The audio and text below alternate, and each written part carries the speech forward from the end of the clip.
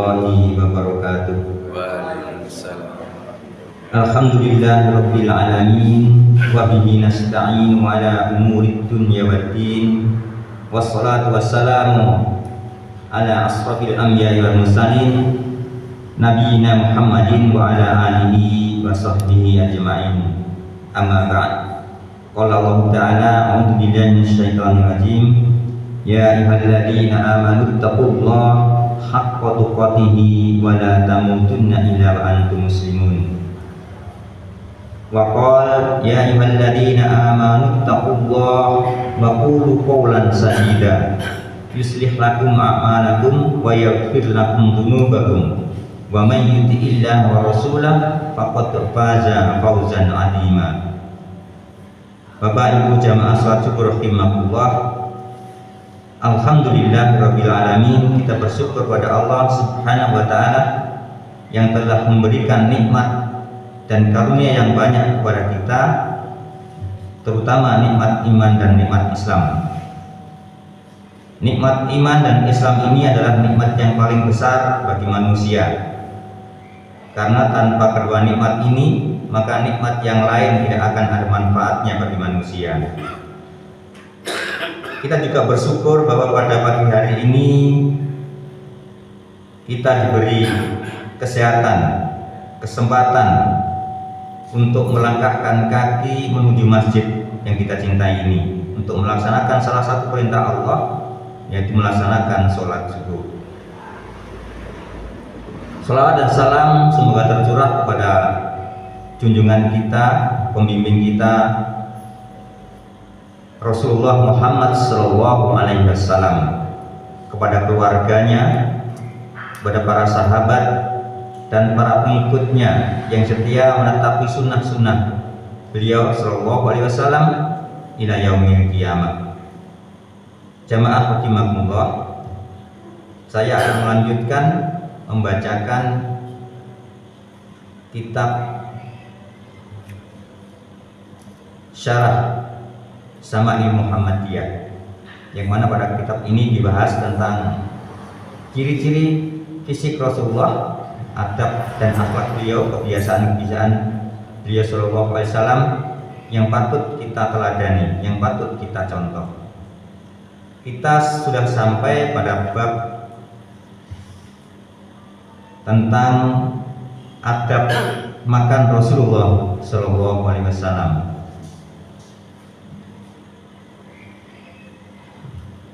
Bab yang ke-25. Sudah bab 25 ini sudah hampir selesai. Ada satu hadis yang saya tambahkan.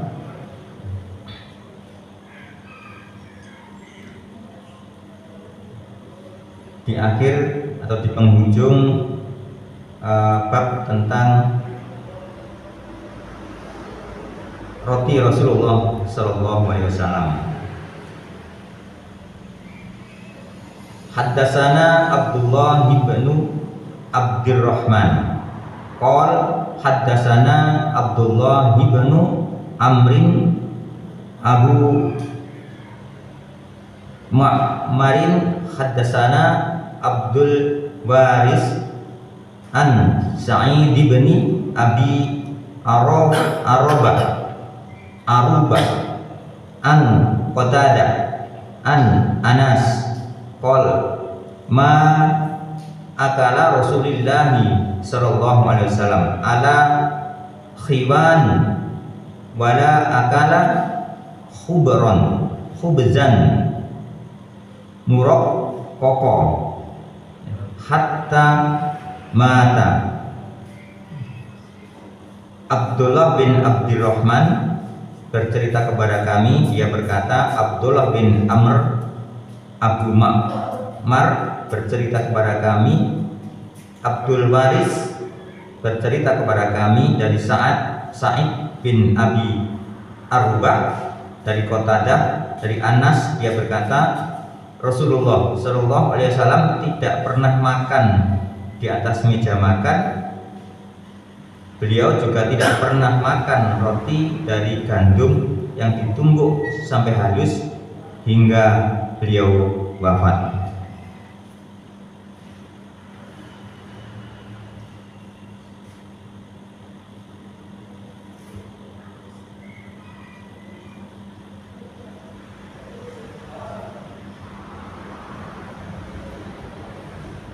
satu hadis lagi, ternyata masih ada yang ketinggalan.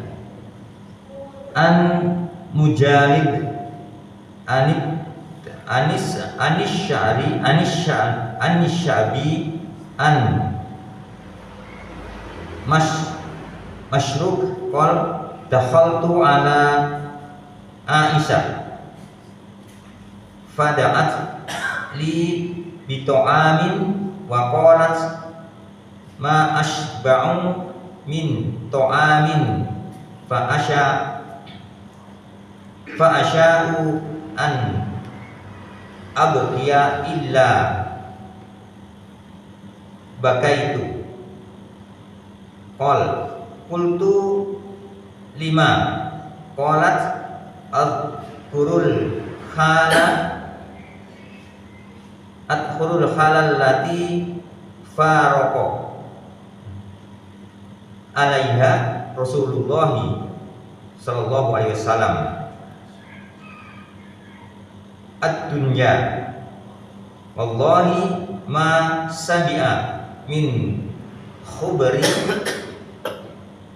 wa lahmin marrataini fi yaum. Dari Mujalid, dari Sa'di, dari Masruk, ia berkata, suatu ketika aku datang mengunjungi Aisyah radhiyallahu anha, lalu ia memanggilku untuk makan dan berkata, tidaklah aku kenyang karena makanan, melainkan aku ingin menangis. Masruk bertanya, mengapa seperti itu? Dia menjawab, aku teringat kondisi saat Rasulullah Shallallahu Alaihi Wasallam meninggal dunia. Demi Allah, beliau tidak pernah kenyang karena makan roti dan daging sebanyak 2 kali dalam sehari.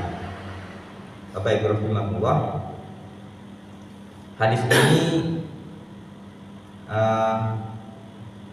diriwayatkan oleh Masruk, seorang tabi'in yang lahir pada saat Rasulullah masih hidup, namun ia tidak sempat bertemu dengan beliau Shallallahu Alaihi Wasallam karena ia hidup jauh dari Madinah, yaitu di Kufah, di Irak.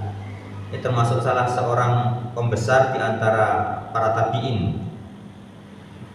Dia disebut Masruk, yang secara harfiah berarti terculik. Ini diberikan karena dia pernah hilang pada waktu kecil karena diculik, namun kemudian ditemukan kembali oleh keluarganya. Ma asba'a min ta'amin fa asya'u an abqiya illa bakaitu.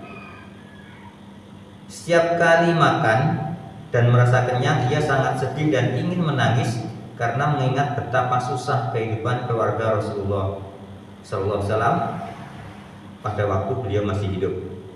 Ia menerangkan betapa minimnya ketersediaan makanan saat itu.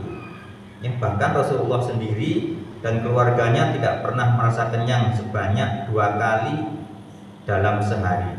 Ini artinya bisa jadi makanan yang mestinya cukup dimakan 1 kali, tapi dimakan 3 kali, sehingga tidak pernah kenyang dalam sehari lebih dari 1 kali.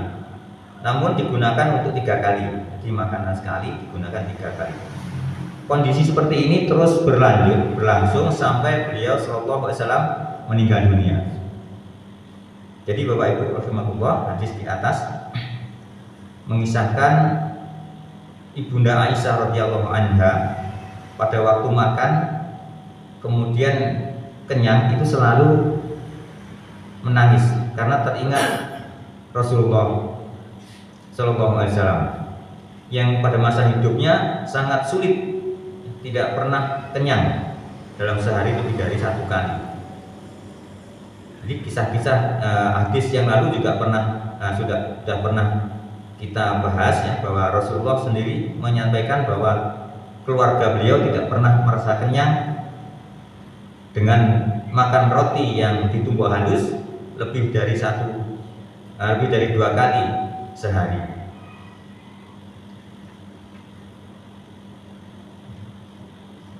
Bab berikutnya membahas tentang lauk favorit Rasulullah Shallallahu Alaihi Wasallam.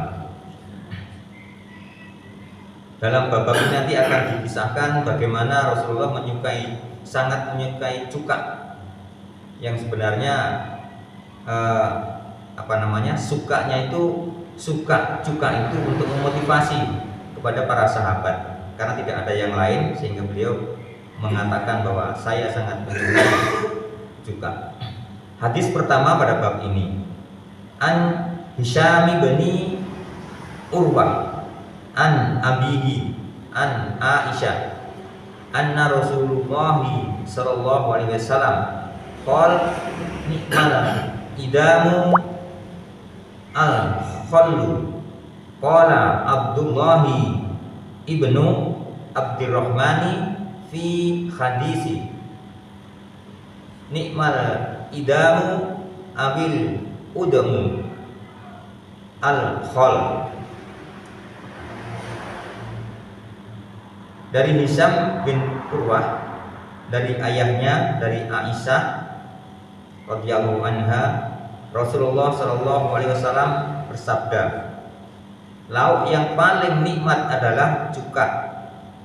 Abdullah bin Abdurrahman dalam hadisnya disebutkan nikmal idam atau al udmul khallu. Nikmal idam merupakan redaksi hadis yang berupa pujian dan ungkapan Rasulullah Shallallahu Alaihi Wasallam, di mana beliau berkata bahwa senikmat-nikmat lauk adalah cuka. Al-khallu secara harfiah berarti cuka, sebagaimana yang telah diketahui oleh khalayak bahwa rasa cuka itu berbeda-beda tergantung dari bahan pembuatnya.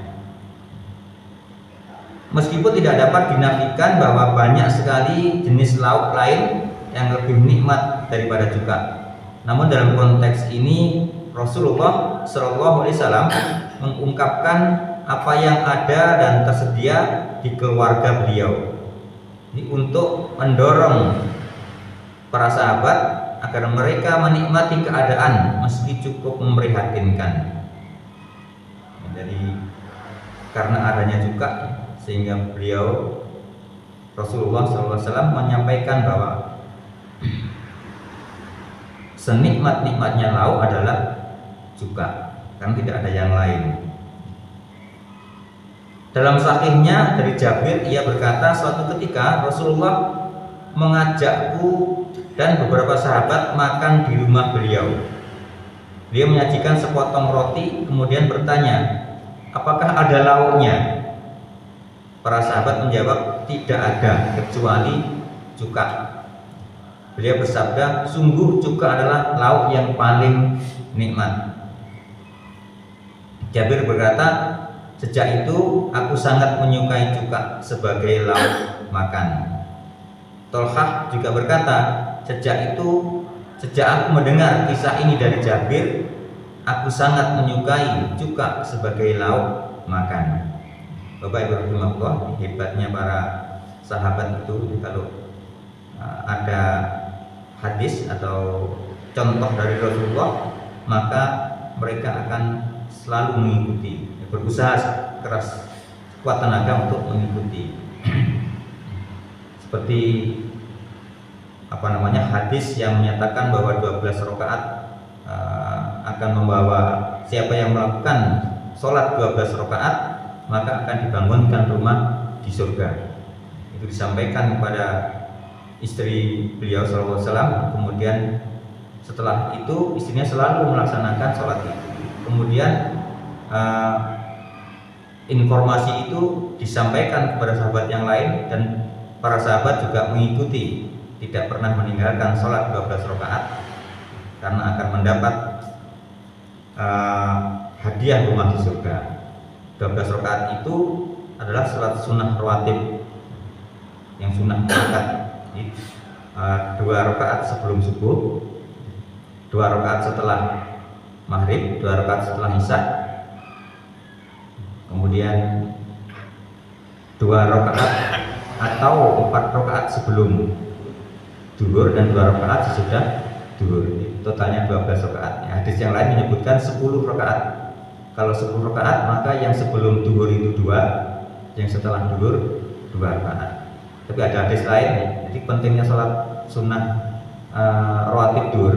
Ada hadis yang lain bahwa barang siapa yang sholat 4 rakaat sebelum duhur dan 4 rakaat setelah duhur, maka diharamkan baginya api neraka.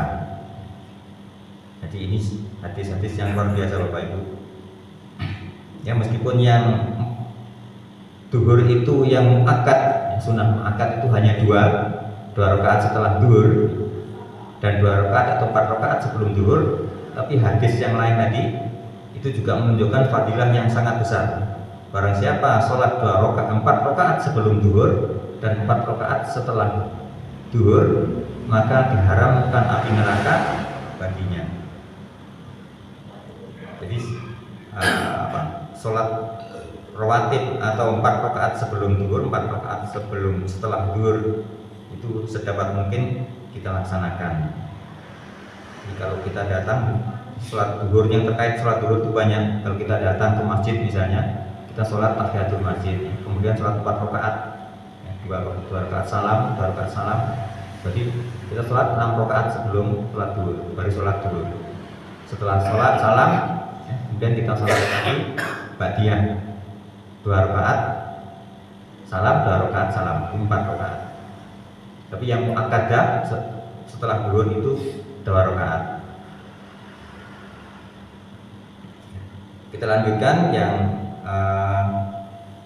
mengenai ungkapan nikmal idamul khallu. Ibnu Qayyim mengatakan ini adalah pujian Rasulullah Sallallahu Alaihi Wasallam atas cuka sebagai lauk makan sesuai dengan kondisi dan apa yang tersedia pada saat itu. Jadi bukan semata-mata mengutamakannya atas lauk yang lain. Karena adanya itu sehingga Rasulullah berkomentar menjadi nikmal idamul khallu. Sebagaimana yang diyakini oleh sebagian orang, sebab terjadinya hadis ini adalah bahwa suatu hari Nabi Shallallahu Alaihi Wasallam mendatangi istrinya, sebagaimana yang disebut di dalam hadis yang sebelumnya. Karena tidak ada yang lain, adanya cuka, maka beliau menyampaikan, saya sangat menyukai cuka. Itu akhlak beliau Shallallahu Alaihi Wasallam yang tidak mau menyakiti orang yang diajak bicara, sehingga apapun kondisinya beliau akan memuji asal tidak keluar dari syariat. Bapak Ibu rahimakumullah, demikian pembuka dalam bab lauk Rasulullah SAW, satu hadis yang saya bacakan, mudah-mudahan menambah pengetahuan kita tentang perilaku Rasulullah SAW dan kebiasaan beliau SAW yang mungkin bisa kita terima, kita laksanakan atau kita contoh. Mudah-mudahan bermanfaat, kurang lebihnya mohon maaf. Aqulu qouli hadza wa astaghfirullah li wa lakum fastaghfiruhu innahu huwal ghafurur rahim. Assalamualaikum warahmatullahi wabarakatuh. Waalaikumsalam.